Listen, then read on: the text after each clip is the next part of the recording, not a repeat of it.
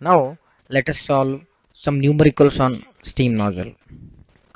Okay, let's go through the question. First one, mention the types of nozzles you know, where are these used? And second question, from the first principles, prove that maximum discharge per unit area in a steam nozzle at the throat is given by this expression. We need to prove this expression, and before that we need to mention the types of nozzles which we know, and we have to mention where those are used. Okay, so it means that we have already discussed about types of nozzle. There are four types of nozzle we have discussed: convergent nozzle, convergent divergent nozzle, steam nozzles, and flow nozzles. These are the four types of nozzles usually we will have knowledge about. So let us consider first one, convergent nozzle. It is a smoothly varying cross-sectional area duct which is used for accelerating a steadily flowing fluid. The purpose of this nozzle is to convert the internal energy of the fluid into kinetic energy form. Then convergent divergent nozzle. This type of nozzle is a modification of the convergent type, where there is a divergent section which acts as an accelerator for supersonic flow. Then third one, steam nozzles. This is a special purpose convergent nozzle used in steam turbine for accelerating the steam at the expense of its pressure. Then flow nozzle is a device used for the measurement of discharge. Then second, he has asked us to prove this, which we have already proved in earlier slide. In the derivation you can refer, using that you can prove this expression. Basic concepts that we need to be remembered to solve numericals on steam nozzles. Okay, we have different states of steam. Okay, based on the states of steam we will divide steam into three categories: wet steam, dry saturated steam, superheated steam. For wet steam, to calculate its different properties, we have these set of formulas. For dry steam we have these set of formulas, and for superheated steam we have this set of formulas. Okay, this is H, we know that enthalpy, and X represents the dryness fraction. Okay, so in order to calculate the enthalpy or total enthalpy of a wet steam, it is sum of enthalpy of liquid plus enthalpy of vaporization. Okay, total enthalpy of a wet steam is equal to enthalpy of a liquid or enthalpy of a water, or we can also call it as sensible heat plus this enthalpy of vaporization. We have to multiply this enthalpy of vaporization by dryness fraction to calculate the total enthalpy of wet steam. Okay, all these three formulas, this is for enthalpy, similar for entropy, similarly specific volume.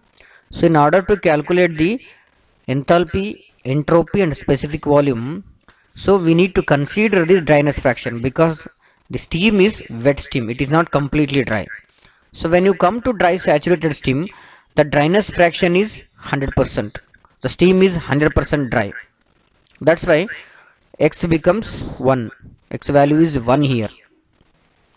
So in this case, Hg, Sg, Vg represents, Hg is enthalpy of gas or enthalpy of dry saturated steam, entropy of dry saturated steam, and specific volume of dry saturated steam is Hf plus Hfg, Sf plus Sfg, Vf plus Vfg.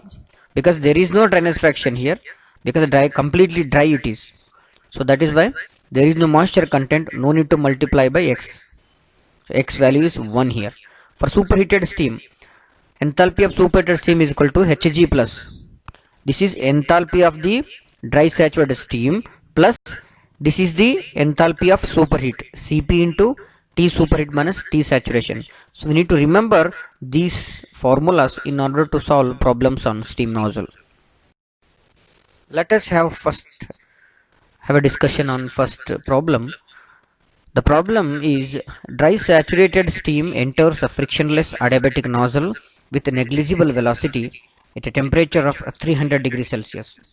It is expanded to a pressure of 5000 kilopascal. The mass flow rate is 1 kg per second. Then calculate the exit velocity of steam.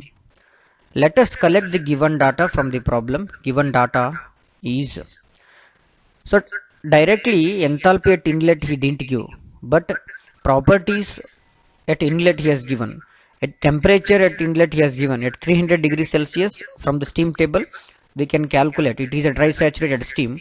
Enthalpy H1 is this much, entropy S1 is this much, and SF2 means at this point steam undergoes expansion, adiabatic expansion in nozzle. So at point 2, entropy value at point 2 is SF2. Okay, then SFG is equal to, there is no equal sign here, put it equal sign. SFG2 is equal to SG2 minus SF2. Earlier, using earlier formulas which I have discussed in earlier slide, using those formulas we can calculate SFG2, entropy of vaporization at this point. Okay, then HF2 and HFG2, similarly we can calculate this using the steam table. At exit property he has given, at pressure at exit 5000 kilopascal he has given. Using that pressure we can calculate HF2 plus HG2, similarly SG2 SF2. So SFG2 we can calculate. Since the steam expands isentropically, therefore S1 equal to S2. Entropy at point 1 is equal to entropy at point 2. So if you S1 is, already we know that it is this much, and S2 is, it is at S2 condition of steam is wet steam. That's why for wet steam SF2 already we have calculated here. Okay, SF2 so 2.9, SF2 plus X2 into SFG2 minus this much, what 5.9. What is 5.9? This is SFG2, sorry, SG2 minus SF2. Then dryness fraction we can calculate, because at the point 2 the steam is wet steam. So when there is a wet steam we need to mention, or we need to know about the dryness fraction. H2 value is 0.9. Then using this formula, enthalpy at point 2, H2 equal to HF2 plus X2 into HFG2. This HF2 plus HFG2, these values can be calculated from the steam table. Already we have calculated, okay, here at pressure 5000 kilopascal. Then now we have this formula, already we have derived this. Okay, then C1 equal to 2 into H1 minus H2. Then finally the exit velocity is 446.1 meter per second. The mass, calculate the exit velocity of steam. Exit velocity of steam is 446.1 meter per second. Let us discuss about next problem. Steam is expanded in a set of nozzles from 10 bar and 200 degrees Celsius to 5 bar. What type of nozzle is it? Neglecting the initial velocity, find a minimum area of the nozzle required to allow a flow of 3 kg per second under the given conditions. Assume that expansion of steam to be isentropic. Let us collect the data. Steam pressure at the entry of the steam nozzles is P1 is 10 bar at 200 degrees Celsius, and steam exit pressure is 5 bar. And we know the relation, or we have already established the relation. Throat pressure by inlet pressure is this much. So using this expression we can calculate the throat pressure. P2 is 5.5 bar. Since throat pressure P2 is greater than the exit pressure, which is 5 bar, the nozzle used is convergent divergent nozzle. The minimum area will be at throat, where the pressure is 5.5 bar. From the Mollier chart we can calculate H1 minus S2, which is approximately is equal to 120 kilojoule per kg. Then specific volume is 0.345 meter cube per kg. Then velocity at throat C2 is 44.72 under root 120, which is H1 minus H2 enthalpy drop, which is 489.88 meter per second. And using this continuity equation we can calculate the area at throat A2, which is 0.0021 meter square. The next problem, steam having pressure of 10.5 bar and 0.95 dryness is expanded through a convergent divergent nozzle and the pressure of steam leaving the nozzle is 0.85 bar. Find the velocity at the throat for maximum discharge conditions. Index of expansion may be assumed at 1.135. Calculate mass rate of flow of steam through the nozzle. So we know that the pressure at throat for minimum discharge, maximum discharge, this expression already we have derived, P2 by P1, and using this expression we can calculate pressure at throat, which is 6.06 bar. The velocity C2 at throat for maximum discharge is given by equation 18.11. This also already we have derived. So using this, C2 can also be obtained with the help of steam table or Mollier chart also. Okay, C2 is velocity C2 at throat for maximum discharge using this expression, which is 443 meter per second. And we also know that P1 V1 to the power n is equal to P2 V2 to the power n using this expression, because it is isentropic process. So isentropic process means reversible adiabatic. So n value he has given 1.135. So using that expression we can calculate specific volume V2 at exit, which is 0.285 meter cube per kg. And finally, using the continuity equation we can calculate mass flow rate at exit. Mass flow rate m dot is 1554.4 kg per meter square of throat area. It is a mass flow rate at throat area. The next problem: in a steam nozzle, the steam expands from 4 bar to 1 bar. The initial velocity is 60 meter per second and the initial temperature is 200 degrees Celsius. Determine the exit velocity if the nozzle efficiency is 92%. Steam pressure at entry to the nozzle is 4 bar and 200 degrees Celsius. And steam pressure is at exit from the nozzle is 1 bar. Initial velocity. So exit velocity C2 we need to find out using steam table only. At P1 4 bar, at this condition 4 bar and 200 degrees Celsius, enthalpy is this much and entropy is this much. At P2 1 bar, these are the data we can collect from the steam table. So referring to figure 18.9, we know that S1 is equal to S2. Okay. Then, which means that entropy at point 1 is equal to entropy at point 2. So entropy at point 1 we don't know. Let us calculate. We know that using this expression we need to calculate x2. S1 already we calculated, and S2 is SF2 plus x2 into SFG2. Okay. Entropy of liquid plus this is entropy of vaporization, and x2 dryness fraction is 0.96.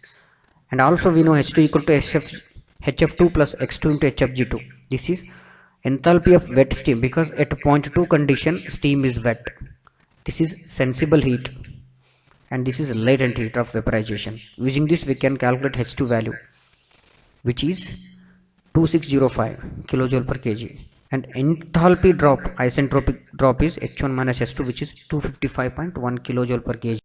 In earlier slide we have solved the problem using steam table only. Now the same problem can be solved using Mollier chart. So let us see how to solve the same problem using Mollier chart. So referring from this diagram, H1 is this much and H2 is this much at initial condition, and enthalpy drop H1 minus S2 is 255. H1 and H2, this drop is H1 and H2 drop. Actual enthalpy drop is equal to H1 minus H2 into efficiency of the nozzle. This is actual enthalpy drop. This is the isentropic enthalpy drop.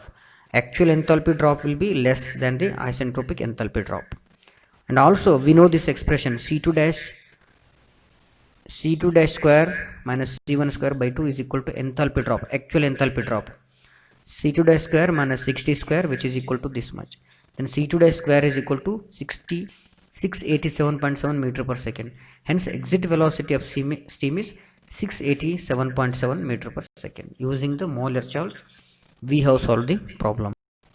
The next problem: dry saturated steam enters a steam nozzle at a pressure of 15 bar and is discharged at a pressure of 2.0 bar.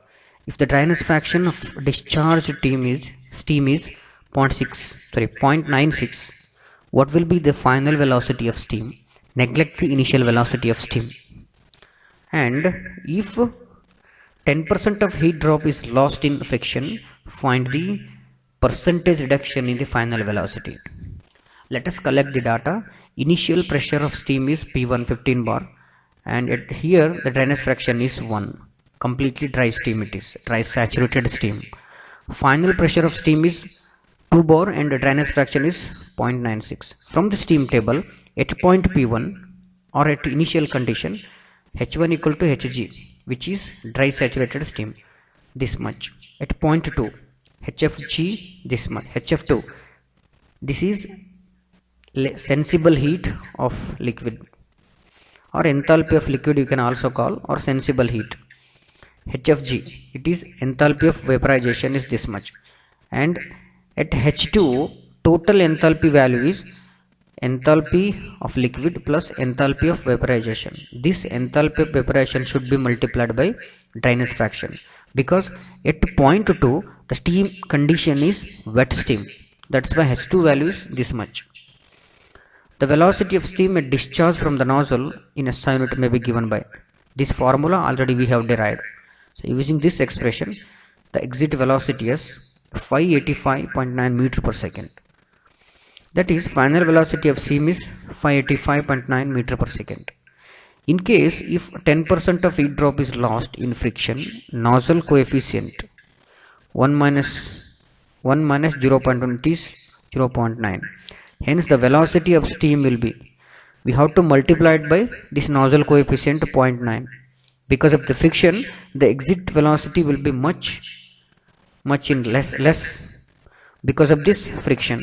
So if you consider this nozzle coefficient or this friction, then the exit velocity is 555.9. You can observe, when you consider the friction, the velocity reduction takes place. Okay, then the percentage reduction in the velocity due to friction is 5.12%. Because of the friction, the exit velocity has reduced by 5.12%.